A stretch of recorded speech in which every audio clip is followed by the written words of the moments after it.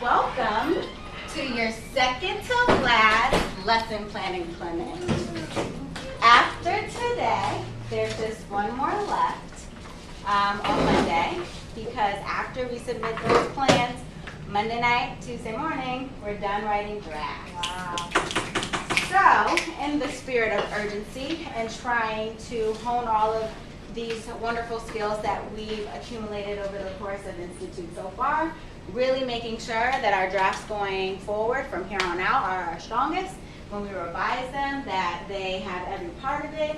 I'm going to try to make sure that my feedback is very specific and is aligned to the things that we talk about in our coaching conversations. But then also just, again, and a lot of the emails that I sent last night, at this point in your development, for most people, I'm just reviewing one lesson plan or two for ESY, because you have more due. You should be using that feedback that you get on that one lesson plan to look at your other lesson plan and using that same feedback and also everything that you've learned to, for yourself, decide what is working and what is not and what am I missing. That includes scripting, behavior directions, it includes checks for understanding. Checks for understanding at this point should also be including exemplar student responses, so that you have a good idea of what you're expecting students to say, so that if they're wrong or if you need to push them, you know how to do that. It should be student-centered guided practices. Their students should be involved in the I&M and all that good stuff. So for lesson planning clinics today, there's going to be one mini lesson and a few check-ins with specific groups based on content. And so we're going to start off the opening, which is what we're doing right now. The mini lesson should only take about 10 minutes. We're going to be using our very own Kaylin's rough draft for tomorrow, for Friday, and giving her a lot of feedback on that. That mini lesson group will be Kaylin, Ricardo, Alyssa, Tolu, Emma, and Christy. And we're going to meet right after we get started. Then I'm going to check in with our composition folks. Then I'm going to check in with government and econ just to give you an idea of when that will be. If you would like to spend your work time in a space that is more conducive to your style of working, then by all means, you can use the LS room, you can find an empty classroom, you can use your classroom, anything that helps you get these visions done, so that tonight all you have to focus on are the methods. Do we have any questions? No. Okay, so the first mini group, if we could meet over here in this area, we're going to be using some of the windows to post some things up.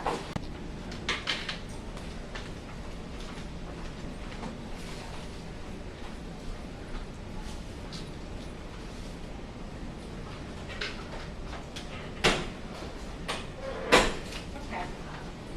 So, welcome to your second to last lesson planning clinic. After today, there's just one more left on Monday, because after we submit those plans, Monday night, Tuesday morning, we're done writing drafts. Wow. So, in the spirit of urgency and trying to hone all of these wonderful skills that we've accumulated over the course of Institute so far, really making sure that our drafts going forward from here on out are our strongest. When we revise them, that they have every part of it.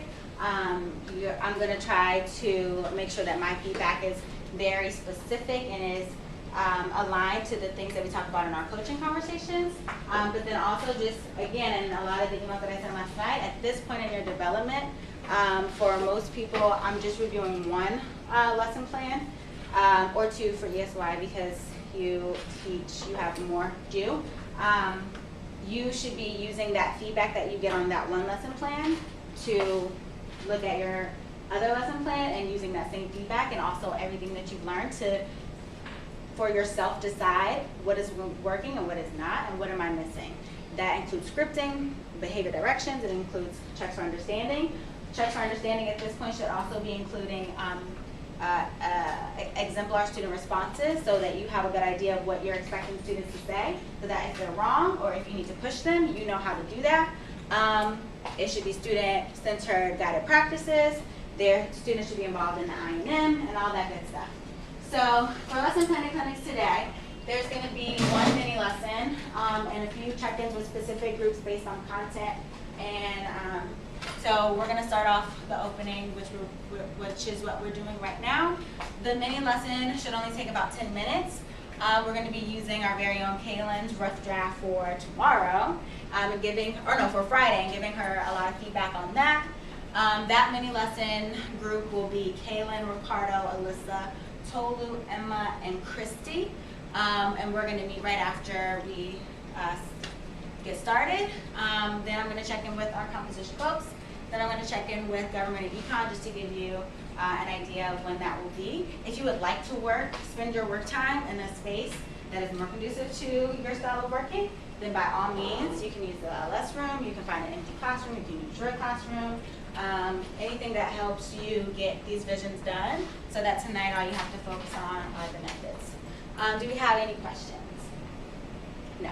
Okay, so the first mini group, if we could meet over here in this area, we're going to be using some of the windows to post some things up. So Emma, if we could maybe pull some chairs around. If we join that, I think we'll do it now. We'll have space around the whole table. Just we don't change the color. Is there Oh, if I can move the table up some. I see. Oh no, you know what? That's yeah. You can actually have the computers down for right now because they're trying to take up a little bit of space. He always uses it. It's the black one. Yeah. Thank you though.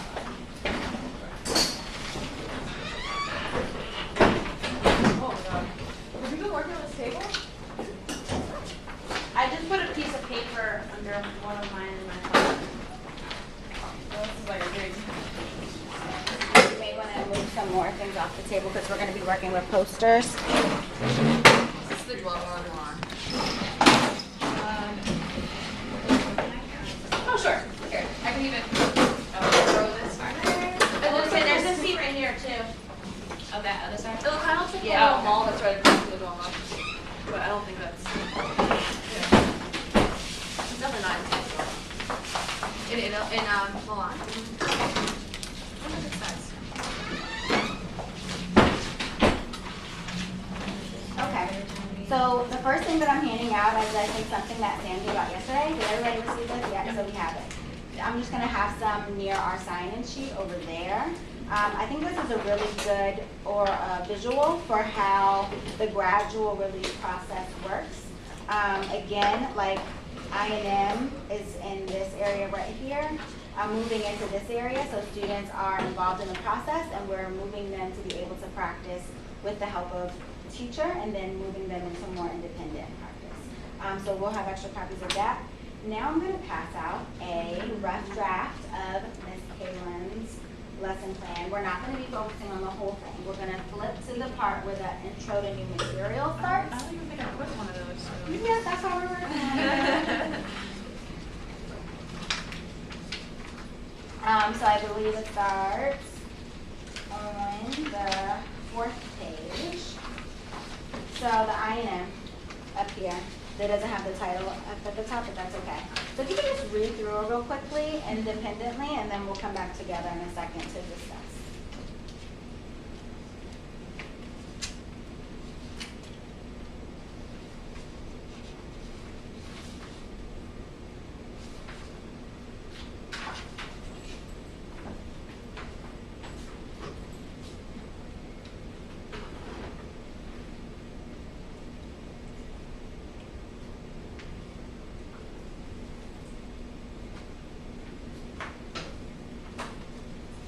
Ready?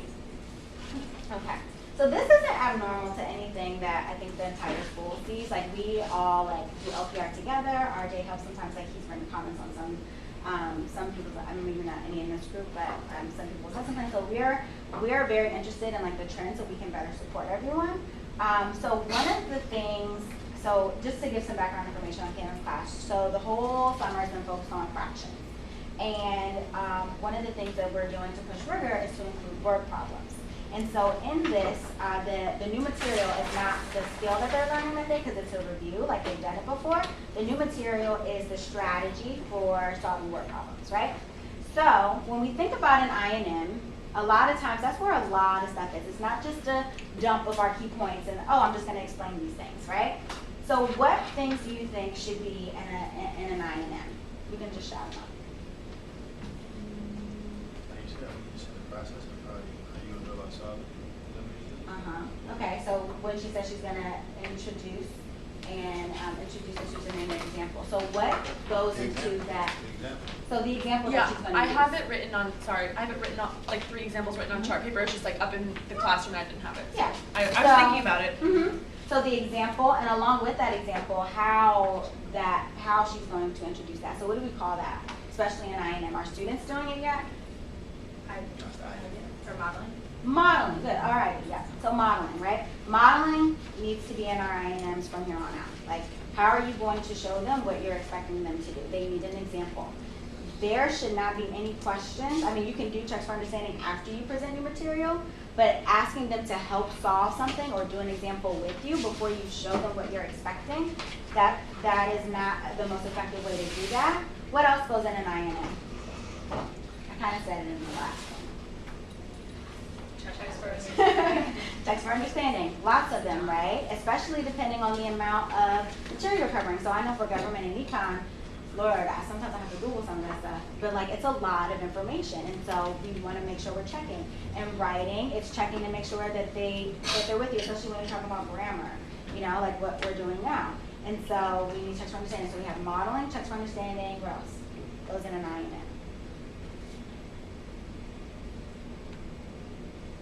Emma, you were in the last I&M group. What did we do last time? Teacher actions, student actions. Good, teacher actions and student actions. I'm not sure what students are going to be doing here when this information is presented. Me right? neither. And good, so that's why we're using this.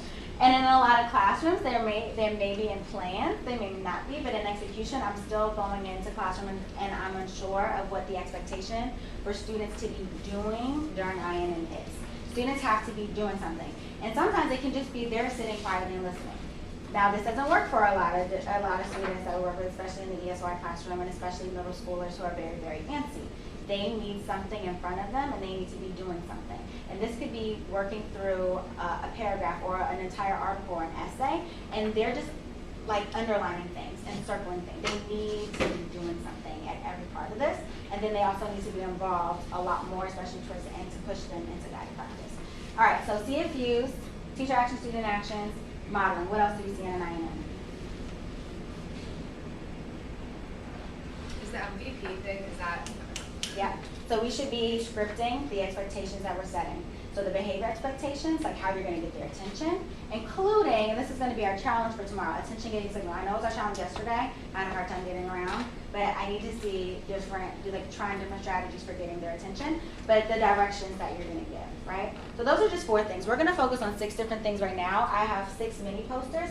Each of you is going to have a poster, and you're going to spend 3 minutes jotting down ideas or even like an exemplar of like the scripting. So in quotation marks, what you would say if you have a scripting one, or what checks for understanding you would use. And it's going to just revolve around this right here. So presenting this new information, this strategy for solving word problems. And we don't have an example to use. You can make one up if you have like the modeling example.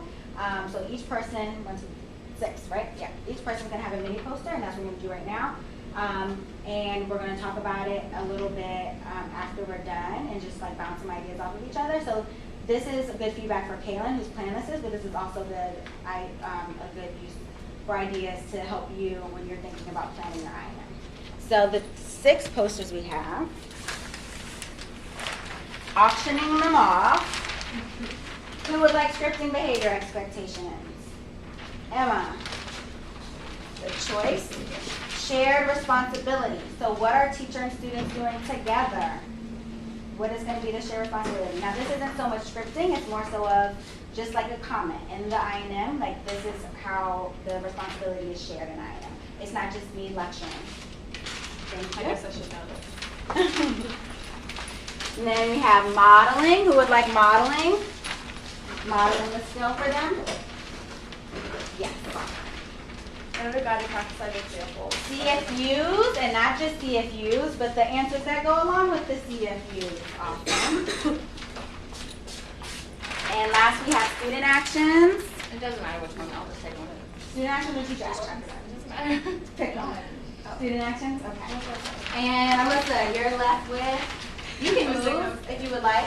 So I'm going to set the timer for, I'm going to do 4 minutes. I'm going to set the timer for 4 minutes. You're using this, it's not really an objective, it's just like the strategy to come up with something that you could put into this item if it were yours. Okay, so we're not writing it, we're writing in the lesson plan, we're just suggesting how we should do it You're right writing now. as if you're writing. She's like, okay, she's like, I'm gonna be bad today. I'm like, that's a really bad attitude to have at the beginning So of the class. timer is getting started. Yeah, I think he's right. You guys knew last time. Now.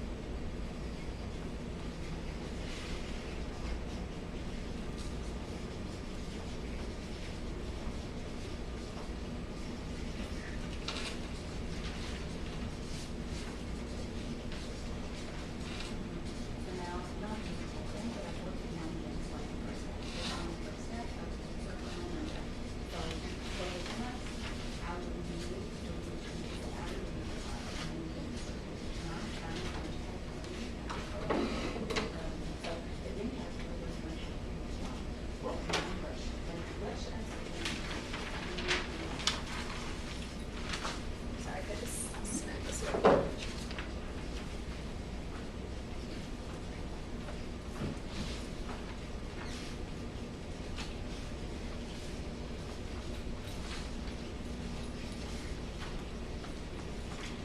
There weren't any markers now? Oh. It's okay. Yeah. Oh. Those are fine. Do you want me to rewrite it? That's fine.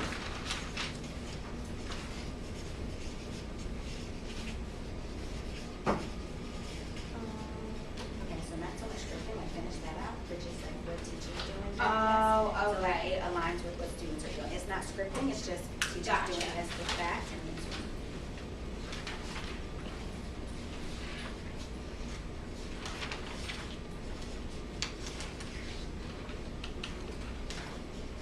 And it's not happy. Like, already screwed, but that's why. No, it's fine.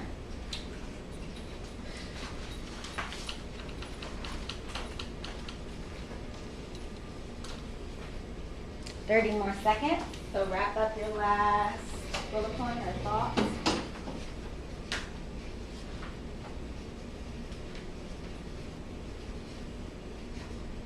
I've gotten really complacent when I was a coach just because it's like, I know that they're going to sit there quiet. I know I need to I like know. practice and keep it in, but it's like, I know they're going to sit there And then quiet. you can just push more on like them doing things. Right. And then, you know, like Mhm. bringing that vision in. Yeah. Like, I wish that was an expectation I could have. hand. All right, time's up. The world I don't know. Ready? Yeah, Okay. I guess. So let's start with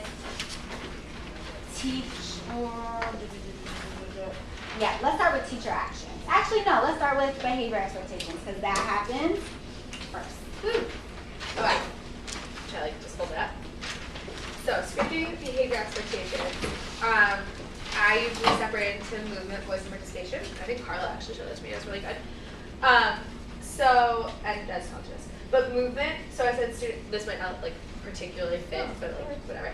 Students are sitting quietly and taking notes. Voice. Students are not speaking unless they have a question, I guess, with the hand raised. And participation. Students are writing, and then like some sort of scripting that to like incorporate it all together could be like. Class, we are now going to learn a new method for solving word problems. You are going to silently and independently take notes on the method when I say go. Thank you. Okay. All right, now we're going to move on to teacher actions and student actions. So teacher actions first. Okay. So first I kind of did it as if I was scripting, but one of the things I have is teachers will be administering CFUs and walking around checking what students are doing. I know sometimes I do that, I'll talk at them in the INM instead of walking around and having them do something. And then also the teacher will be modeling, maybe they're on the board in the PowerPoint, something like that. Right. So for INM, a lot of times, like the teacher actions, student actions, they're not as heavy. It's more heavy when we get down into the guided practice and the independent practice when there needs to definitely be like, I'm not just going to let them do independent practice, like I need to be involved in that too. So like it's very clear teacher actions, student actions. All right, ready, Tolu? Mm-hmm. Okay. Yep. For the student actions, you said it's not that heavy, but I have like 5 things. Well, yeah, for INM, student actions are. Oh, okay. For student actions, I put follow MVP protocol, track the teacher, refer to handout during the lesson, follow the teacher's model, cue method, and then participate when called on or prompted for CFUs, and then take notes when appropriate. Awesome. And so sometimes like I know like spelling all of this out in the lesson plan can seem like a lot, Yeah. but when we don't have like our expectations clear in our head and like in our lesson plans, then we don't really have a good idea of like, okay, well students can just sit and listen and like we don't know like in our head like what we want students to be doing at this time. All right, let's go into CFU. Alright. So I basically scripted out my exact words. Actually, I'm sorry, I lied. Let's go into modeling next. Because that would happen.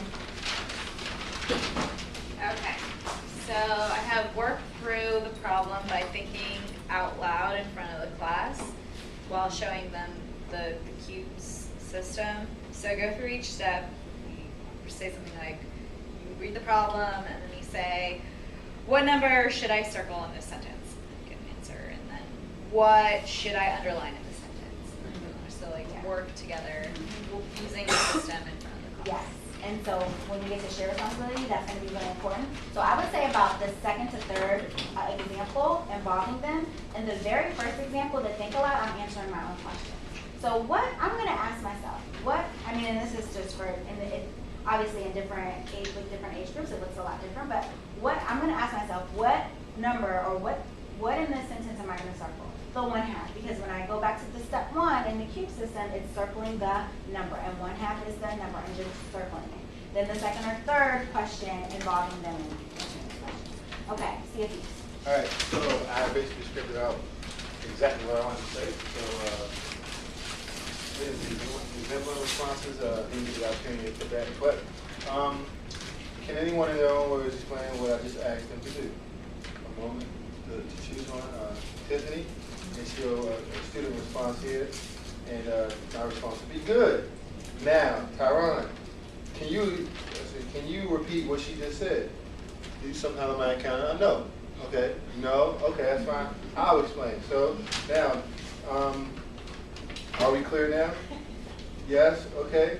All right. When I say go, I want you to complete what I should ask. Ready, set, go. And then 2 or 3 seconds after that, I'll begin positive narration and get ready for a redirection. Good. Now these are really good behavior CFUs. Yeah. Also, we would definitely want to have instructional CFUs. Of So course. maybe really quickly, and it can be painless since this is your lesson. What's one check for understanding that you could ask that is not on the lower level of Bloom's, but it's getting to those higher levels? Well, I've been using the whiteboards in class, so I have them flash up their answers, but for this, I actually think of how I'm gonna do that, because they aren't just giving me a greater than or less than equal to. Yeah. Also, when you get into like that fully shared responsibility and like that third or fourth or last question that you're doing in INM, you could, like, we definitely want to push student thinking, and so instead of just identifying things and describing things and explaining their answers, and this is really good for word problems, changing some part of the scenario. So not only do they have to identify something, but they have to evaluate the whole thing in their minds, flip it, or like use that different piece of information and stick it into that word problem, and that's evaluation. They have to evaluate how something would happen or like what the result would be when there's a different factor involved, right? So really, like I know we're really good with the assessments now of scaffolding it and making it more rigorous. We need to start doing that with our checks for understanding too, because that's going to help them get those harder questions correct on that assessment. All right, and lastly, shared responsibility. Okay, so I didn't put this in my eye now. Sorry, bad me. What I have upstairs on a chart paper, I have 3 examples. So on the first one, what did I write? Okay, so for the first problem, I'm going to completely do it on my own and explain each step of how to use this method, the cube method, to solve a word problem. And they're going to be following along with me on. I'm going to have like a work with the problems on there, and they're going to be following what I'm doing. On the second problem, I'm going to mostly do it, but I'm going to prompt them to fill in some steps or, something along that line. And then the third problem, they're going to tell me exactly what to do on the chart paper themselves while following along in their worksheets, and maybe having them come to the board and having them circle the word or underline or cross out. So what's your responsibility is not a script or anything, it's just like, how is this moving into gradual release? So now, while you get situated and start work time, I'm going to post these up just so we have them. It's really important to remember that each of these 6 things needs to be in your INM. So that's the challenge for when I start looking at Monday and Tuesday plans. I'm looking for all 6 of these things. And again, like checks for understanding, whenever you feel it's necessary, it's not like 10 each time. Like you can spread them out, 2 here, 3 here, 2 here, you know, and like making sure kids are having a way for all of them to respond, either thumbs up, thumbs down, using boards, anything like that, helpful modeling. All of these things that we just talked about, that's what I'll be looking for on Monday and Tuesday. Sound good?